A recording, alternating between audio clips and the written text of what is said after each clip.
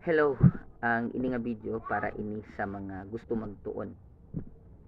Kung hindi mo gusto ang mga issue, then skip mo ni nga video. Para ini sa mga gusto magtuon kag mag tan-aw sa mga issue. And with the help sang pulong sa Ginoo kag sang balaan nga espiritu, hopefully makahatag ko sang pagpasanag sa imo sa mga issue nga itakol sa sini nga mga video. Kag ang issue diri nga gusto ko itakol ang the dangers of using KGV. The user or ang user must know.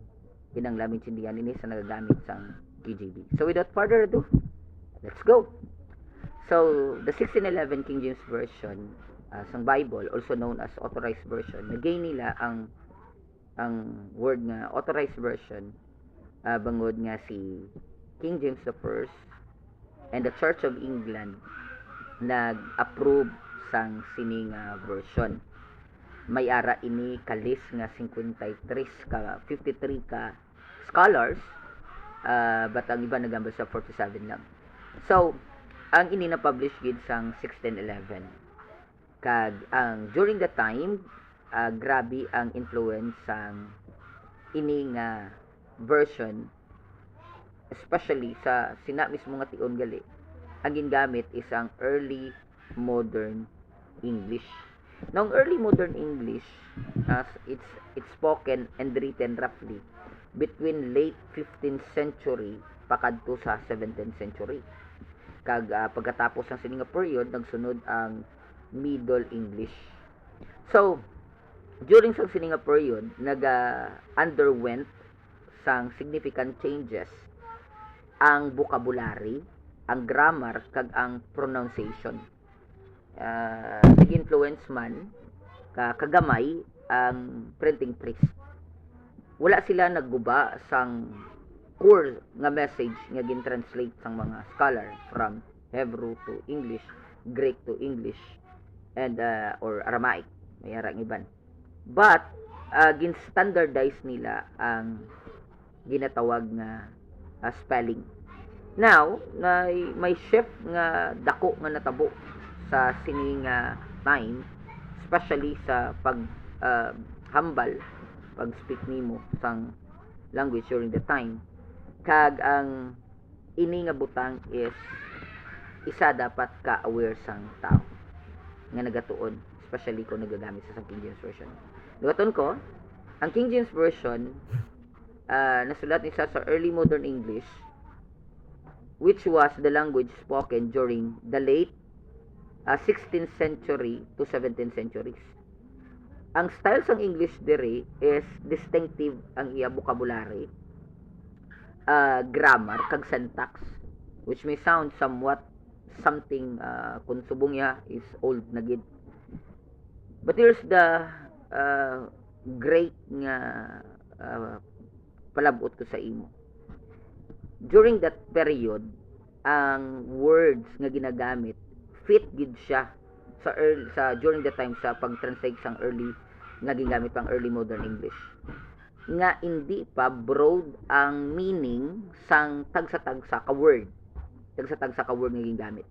Now I will give you an example para mas ara kita tulokon.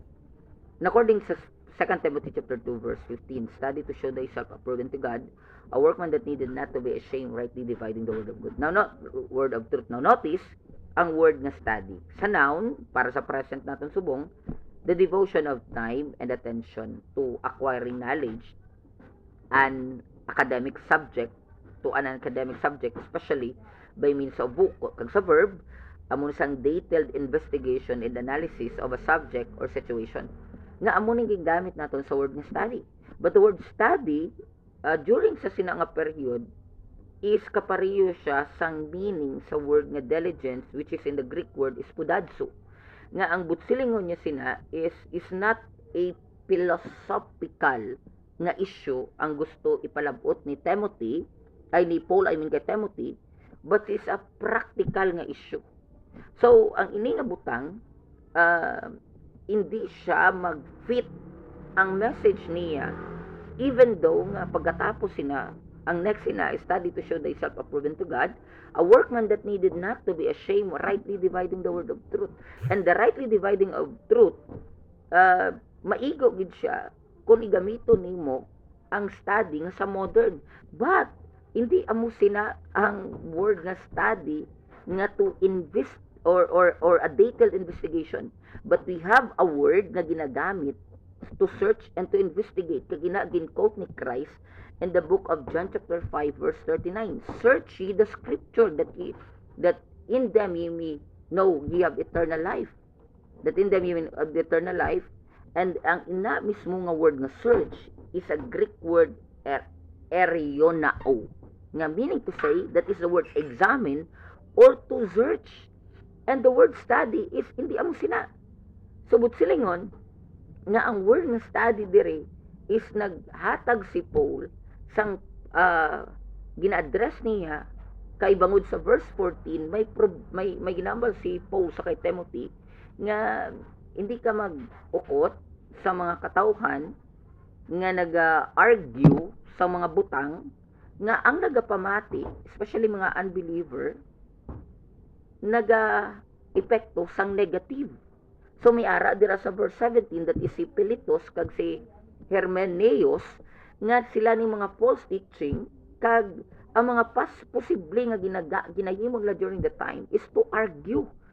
Ang epekto sina nga negative para sa mga nagapamati nga wala pa daan sila sang foundation, then may naga-spread pa sang false teaching do kapariyo man sa presence sa bungatay nga ang nagkatabo ang unbeliever instead nga madraw ang ila attention, ginakadlawan nila ang tagsa-tagsa ka mga katawan nga ginahimo ang Bible kaladlawan kag issue. So butsilingon gagambal si Paul, ang challenge niya kay Timothy is study to show thyself is not to study so that you can argue with them. No, kundi ambal niya, pakita mo nga honest ka. Pakita mo may integrity ka. Pakita mo nga nagahimo ka sang ministry sang Ginoo and you are honest and you are genuine sa paghimo sina kay amo nang ginabaton sang Dios. Amo nang acceptable sa Dios.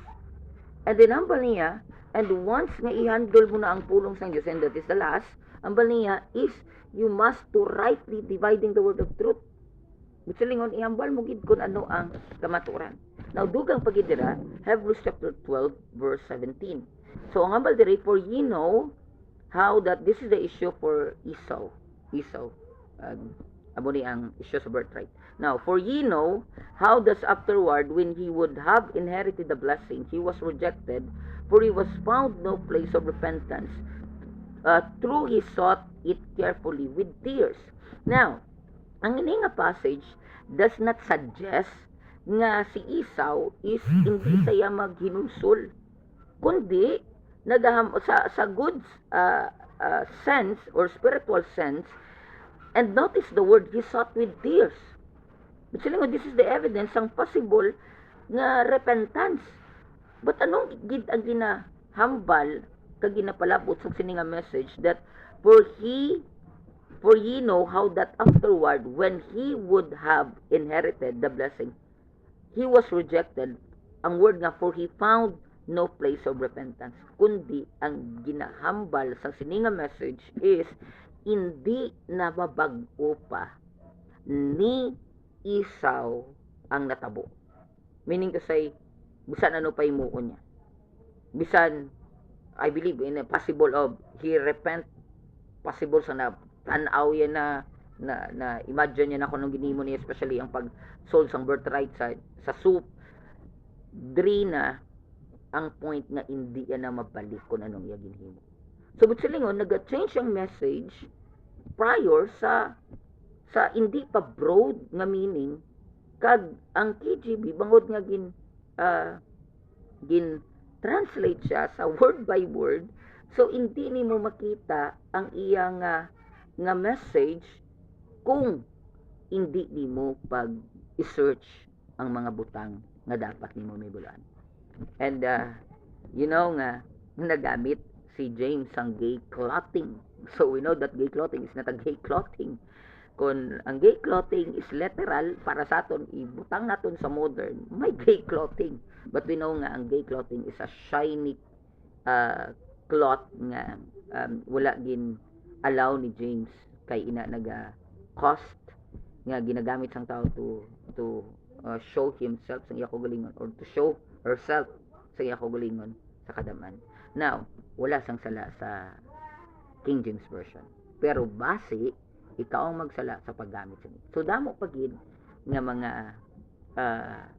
sa translation sang KJV that you must to be aware.